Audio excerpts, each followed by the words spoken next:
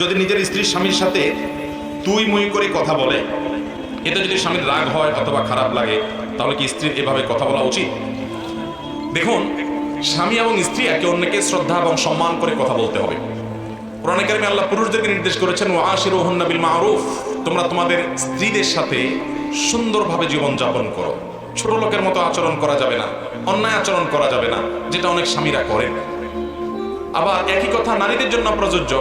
তারা তাদের স্বামীদের সঙ্গে তুচ্ছতাচ্ছিল্য করে তুই তুকারি করে কথা বলতে পারেন না। যদি করেন তাহলে এতে পরিষ্কারভাবে গুনাহ হবে। এবং বিশেষ করে একজন নারীর কাছে তার স্বামী অভিভাবক তুল্য, বরং অভিভাবক। অতএব তার স্বামীকে শ্রদ্ধা করা তার কর্তব্য। অনেক বোন আছেন, সব আমল করতে রাজি আছে, নামাজ পড়বে, রোজা রাখবে, হজ করবে, জাকাত দিবে, মাথায় ঘোমটা দিবে, পর্দা করবে, সব ঠিক আছে। মাগার স্বামীর আনুগত্য করতে বললে আর এখানে উস্কুর শুরু করে দিবে না। এই লোকের কথাও কি শোনা যায়? আপনারা তো এখানে ঠিক বলবেন, মহিলারা থাকলে এখন উল্টাটা ঠিক বলতেন, কারণ সবাই চায় তার পক্ষের ওয়াজ, কেউ বিপক্ষেরটা শুনতে রাজি না।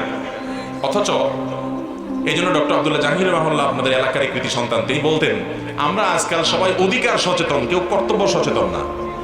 সবাই নিজের অধিকারটা নিয়ে আমরা আন্দোলন করতে পারি, কিন্তু আমার কর্তব্য আমি কতটুকু আদায় করছি সেটা নিয়ে আত্মজিজ্ঞাসা করতে আমরা রাজি না। অথচ ওইটা করলেই আমার আখিরাতে মুক্তিও হবে, দুনিয়াতে আমি ভালো মানুষ হতে পারবো। আমার অধিকার যদি কেউ নাও দেয় তাতে আমার তো কোনো গুনাহ হবে না, কিন্তু আমার কর্তব্য পালন না করলে আমার গুনাহ হবে কি হবে না?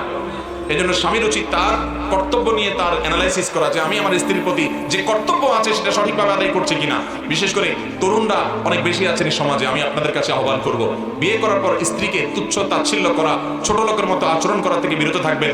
আমার নবী করিম সাল্লাল্লাহু আলাইহি সাল্লাম স্ত্রীদের অনেক কাজ তার কাছে খারাপ লেগেছে বা ভালো লাগেনি, তারপরে তিনি কখনো স্ত্রীদের সাথে অন্যায় আচরণ তো পরের কথা, তুচ্ছ তাচ্ছিল্য হতে পারে, ছোট লোকের মতো কোনো কথা আমরা যেগুলো করি এগুলোর কথা ঘুণাক্ষরে কোনোদিন তার জীবনে ছিল না। অতএব আমরা আমার স্ত্রীদের সাথে ভালো আচরণ করবো তো ইনশাআল্লাহ। স্ত্রীর সাথে ভালো আচরণ করলে অনেক মা বাপ খোঁচাখুচি করবে, বলে তুমি বউ বক্তব্য বেশি হয়ে গেছে। কিন্তু যে যা বলুক, আপনি আরেকজনের মেয়েকে ঘরে তুলে এনেছেন, তার প্রতি অবিচার করতে পারবেন? একই কথা যেই বোন তার স্বামীকে তুই তুকারি বলেন, সেটা আরো ডেঞ্জারাস, আরো ভয়াবহ। এর কারণে কাবিরা গুনাহ হবে, মনে রাখবেন।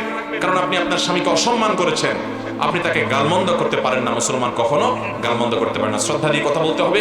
একসাথে থাকতে গেলে মনোমালিন্য হবে, স্বামী স্ত্রীর যৌথ জীবনে দুই কথা কাটাকাটি হবেই হবে। অনেক ছোট লোক আছে, কিছু হলেই নিচের দিকে নেমে যায়, গালিগালা শুরু করে দেয়, হাতাহাতি শুরু করে দেয়, তালাকের কথা বলে ফেলে। অনেক মহিলারাও আছে এরকম, কিছু হলে বলে তোর সংসার আর করবো না, বাবার বাড়ি আইজি গেলাম। আছে না নাই?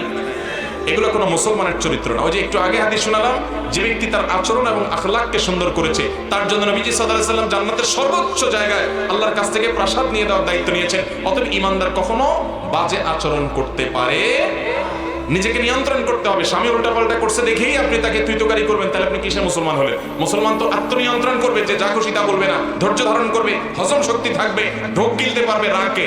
দুনিয়াতে সবচেয়ে শ্রেষ্ঠ ঢোক আল্লাহর কাছে হাদিসে আসছে, ওই ঢোক যে ঢোক মানুষের বদমেজাজ এবং রাগ দেখাইতে মনে চায়, তারপরে সে ঢোকটা গিলে ফেলে, এটা হলো সবচেয়ে উত্তম এবং শ্রেষ্ঠ ঢোক আল্লাহ তাআলার কাছে। সবচেয়ে বড় বীর কে জানেন? সবচেয়ে বড় বীর, সবচেয়ে বড় বীর হলো, সবচেয়ে বড় বাহাদুর হলো, নবী সাল্লাল্লাহু আলাইহি ওয়াসাল্লাম বলেছেন, ওই ব্যক্তি যে ব্যক্তি রাগ করার ক্ষমতা আছে কিন্তু আল্লাহর ভয়ে হজম করে গেছে, বহু কষ্ট হয়েছে, চোখ মুখ লাল হয়ে গেছে, কিন্তু নিজেকে নিয়ন্ত্রণ করছে। আজকে এই রাগের যত্রতত্র ব্যবহারের কারণে সংসারগুলো ভেঙে খান খান হয়ে যাচ্ছে, জায়গা জায়গা মারামারি হচ্ছে, গন্ডগোল ফাসাদ হচ্ছে। ভালো মুসলমান কখনো বদরাগ বদমেজাজ হতে পারে না। অবশ্যই আপনাকে রাগ নিয়ন্ত্রণ করা শিখতে হবে ভালো মুসলমান হতে হলে। আল্লাহ কোরআনে বলেছেন, ওয়াল কাযিমিনাল গায়জ, যারা রাগকে সংবরণ করতে পারে, এদের প্রশংসা আল্লাহ তাআলা করেছেন। অতএব রাগ নিয়ন্ত্রণ করব তো ইনশাআল্লাহ। অনেককে নবী করিম সাল্লাল্লাহু আলাইহি ওয়াসাল্লামের কাছে এক লোক এসে বলছে, ইয়া রাসূলুল্লাহ আমাকে একটু উপদেশ করেন। নবীজি বলছেন, লা তাগজাব, রাগ করবা না। বলে, ইয়া রাসূলুল্লাহ বুঝলাম, একটা পাইছি, আরেকটা উপদেশ করেন। বলে, লা তাগজাব, তোমার জন্য আবারও একই উপদেশ, রাগ করবা না। তৃতীয়বার একই কথা বলেছেন নবী করিম সাল্লাল্লাহু আলাইহি ওয়াসাল্লাম, এও বলেছেন, লা তাগজাব ওয়ালাকাল জান্নাহ, রাগ করবা না, জান্নাত তোমার হবে। অতএব বদরাগ নিয়ন্ত্রণ করবো তো ইনশাআল্লাহ। স্বামী স্ত্রীর দাম্পত্য জীবনে একে অন্যকে তুচ্ছতাচ্ছিল্য করে, তুই তুকারি বলে, যত এগুলো হয় সব রাগের কারণে, ঠিক না বেঠিক? এই রাগকে নিয়ন্ত্রণ, রাগ হওয়াটা দোষের না, কিন্তু এটাকে নিয়ন্ত্রণ করতে হবে।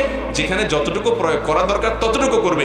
রাগ প্রয়োগ করতে গিয়ে অন্যায় করবে না, খারাপ কথা, কটু কথা, তুচ্ছ কথা বলবে না। কোন নারী যদি এটা করেন তিনি গুনাহগার হবেন, তার তওবা করা উচিত, আল্লাহর ভয় করা উচিত।